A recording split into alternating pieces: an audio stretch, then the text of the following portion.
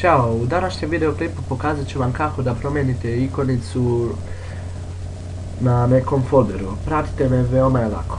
Evo, ja ću otvoriti jedan novi folder da bih vam pokazao. Idete, znači, nađete neki folder koji vas zanima i sve što treba da uradite je da desnim klikom kliknete na taj folder i da idete na ovo zadnje properties. Kliknete na to i idete na ovo zadnje customize, evo ga ovdje. I sad ovdje piše nešto, vas to naravno ne zanima, ništa ne dirate, nađete ovo zadnje change icon i kliknete na to. I sad nađete recimo neku ikonicu, evo ja ću na primjer ovu. Kliknem na nju i kliknem OK.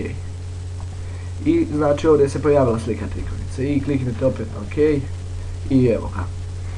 To je sve što bi trebalo da uradite. Hvala vam na pažnji i nadam se da vam je se svideo još jedan videoklip.